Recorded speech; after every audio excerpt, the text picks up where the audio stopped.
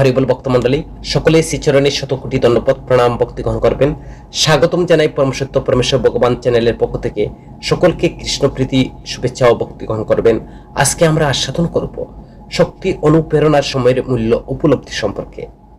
সময় জীবনের মূল্যবান পণ্যগুলোর মধ্যে একটি। আমাদের সাফল্যের জন্য আমাদের এক মুহূর্ত সময় নষ্ট করা উচিত নয়। তাহলে কিভাবে আমরা সময়ের মূল্য সম্পর্কে একটি শক্তি সচেতনতার বিকাশ করতে পারি? গীতা আমাদের গভীর শ্রবণের উপর ভিত্তি করে রূপান্তরমূলক যে কথা আলোচনার জন্য একটি মডেল সরবরাহ করে, যা কেবল শব্দ নয়, গভীর আবেগ, এখনো গভীরতর চাহিদা শুনে। অর্জুন কৃষ্ণের কথা শুনে অনুভব করলেন এবং ফলস্বরূপ ত্রাণ তাকে তার হৃদয় খুলতে এবং কৃষ্ণের নির্দেশনায় গ্রহণ করতে অনুঘটক করে। গীতা জ্ঞানের দ্বারা ক্ষমতাপ্রাপ্ত অর্জুন পরিস্থিতিগত কর্তব্য সম্পর্কে অস্পষ্টতা থেকে জীবনের অর্থ এবং উদ্দেশ্য সম্পর্কে নিশ্চয়তায় উঠে আসেন এবং যুদ্ধক্ষেত্রে তার জন্য তারা কি বোঝায়। যখন আমরা কারো সাথে তাদের হৃদয়ের কাছাকাছি একটি বিষয় নিয়ে কথা বলি, তখন গভীরভাবে শোনার মাধ্যমে আমরা তাদের সাথে আরো ভালোভাবে সংযোগ স্থাপন করতে পারি। এই ধরনের শ্রবণে আমাদের কেবল তারা কি বলছে তা বুঝতে সক্ষম করে না, বরং তাদের আবেগগুলো শনাক্ত করে এবং তাদের অন্তর্নিহিত চাহিদাগুলো অনুধাবন করে আরো এগিয়ে যেতে সক্ষম করে। উল্লেখযোগ্যভাবে গভীর শ্রবণে যথাযথভাবে কথা বলার অন্তর্ভুক্ত, বিশেষ করে প্রশ্ন জিজ্ঞাসা করা, যাতে শ্রোতা এবং বক্তা উভয়ে তাদের অভ্যন্তরীণ ভূখণ্ডের যৌথ তদন্তকারী হতে পারে। আমাদের অনুসন্ধানের অগ্রগতির সাথে সাথে আমরা তাদের কথা সর্বজনীনভাবে শোনার জন্য আরো ভালোভাবে সজ্জিত হয়ে উঠি, তো তাদের কথা আবেগ ও চাহিদার প্রতি। এইভাবে সংযোগ করে আমরা তাদের সাথে একটি গভীর সংযোগ স্থাপন করতে পারি। যখন তারা কেবল শোনাই নয়, বুঝার অনুভব করে, তখন তারা আমাদের শ্রবণ এবং বুঝার প্রতি আরো গ্রহণযোগ্য হয়ে ওঠে, যার ফলে অভ্যন্তরীণ রূপান্তরের পথ অগ্রসর হয়। ভগবদ গীতা এই ধরনের গভীর সংযোগ এবং রূপান্তর উদাহরণ দেওয়া হয়েছে।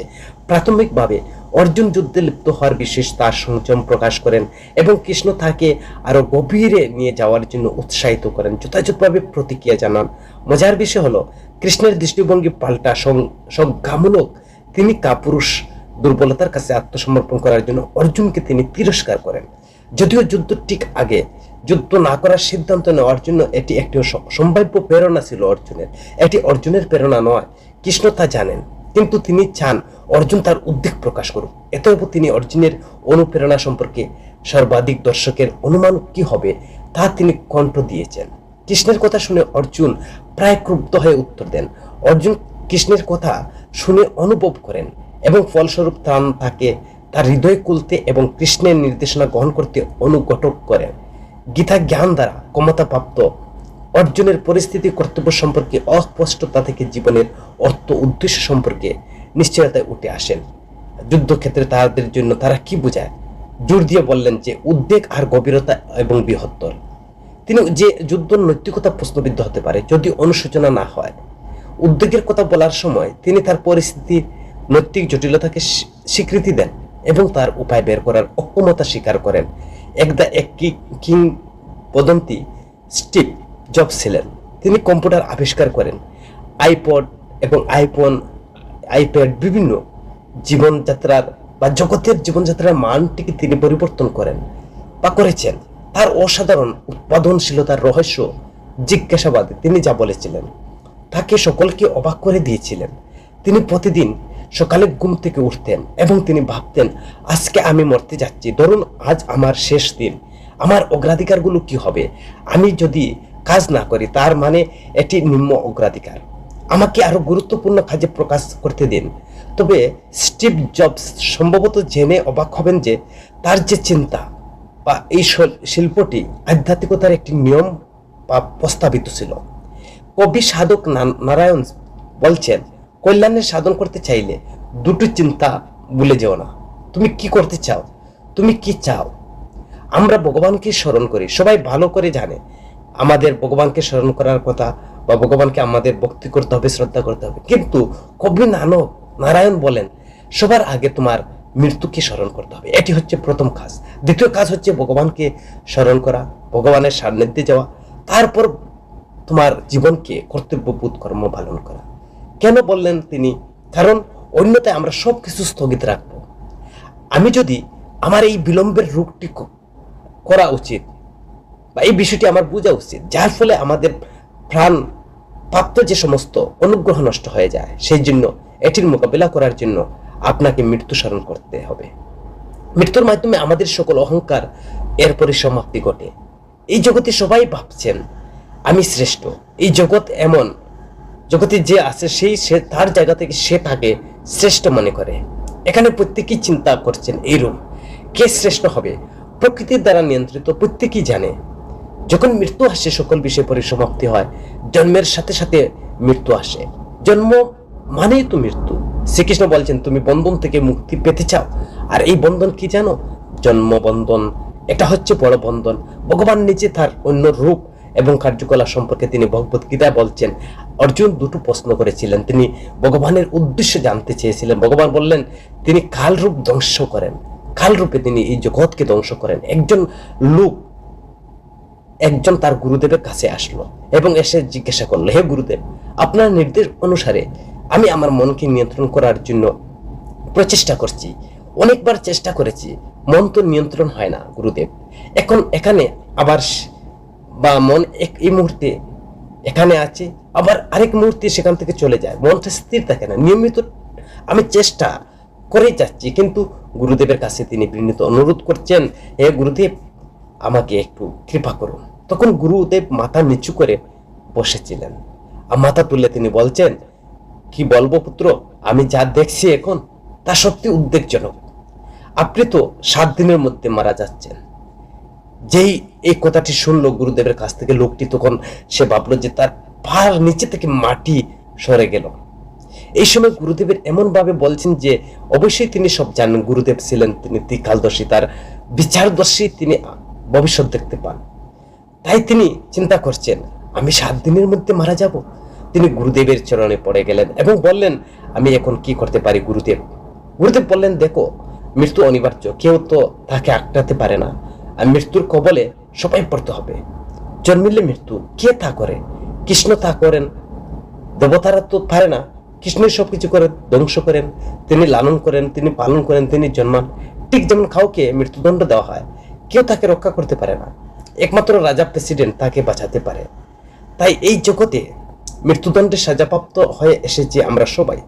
এখানে কারো মৃত্যু হবে না, কে কি বলতে পারে? না আমি মরবো না এ কথা কেউ বলতে পারবে? প্রত্যেকের মৃত্যু কিন্তু নিশ্চিত।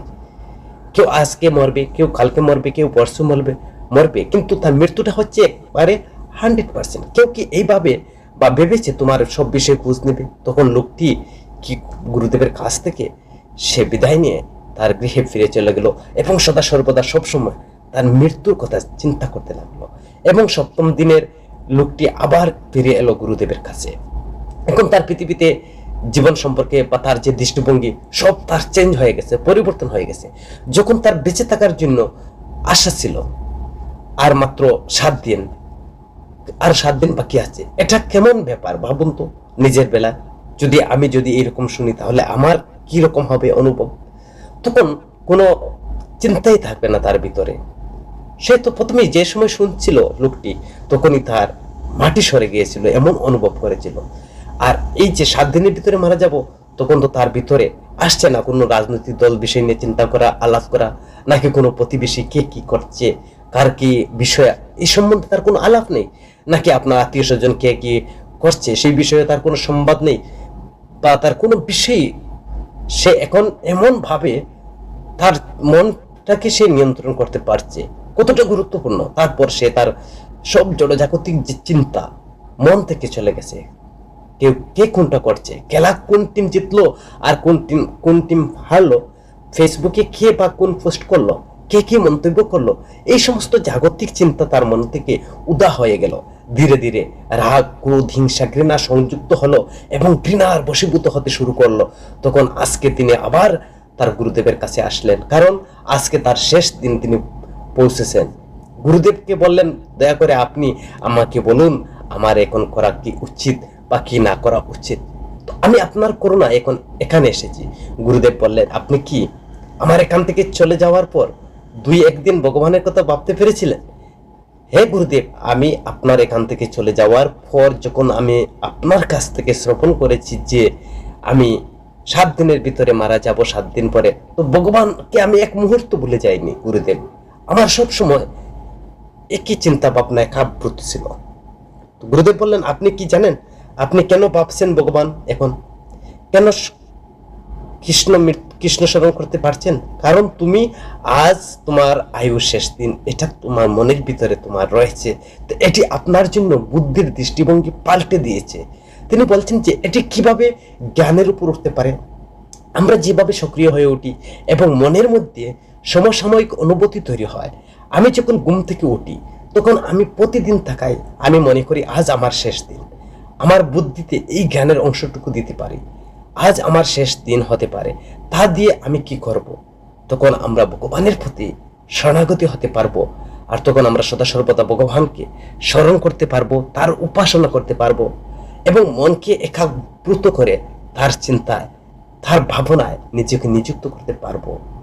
যখন সেখানে তো তিনি জানতে পেরেছিলেন 7 দিন, কিন্তু আমাকে এটা নিতে হবে যে কোনো মুহূর্তে।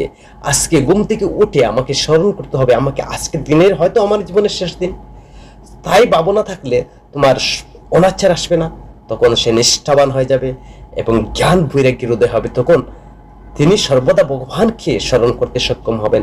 মহাজনরা বলছেন, মৃত্যুকে স্মরণ করো, বৈরাগ্যের উদয় হবে। প্রতিদিন সকালে মৃত্যু স্মরণ করুন, পরে বৈরাগ্য এসে বৈরাগ্যের উদয় হবে, ভক্তির উদয় হবে। ভগবান সদা সর্বদা তোমার স্মরণ থাকবে, মন নিয়ন্ত্রণ হবে।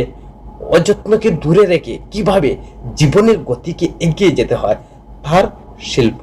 গুরুদেব বলছেন, কল্যাণ করতে চাইলে 2টি কথা চিন্তা করতে হবে, ভুলে যাবেন না। কি চান?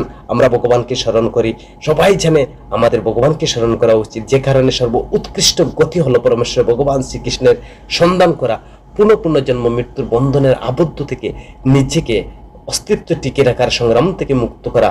এর উপলব্ধি জীবনের প্রকৃত উদ্দেশ্য। হরে কৃষ্ণ।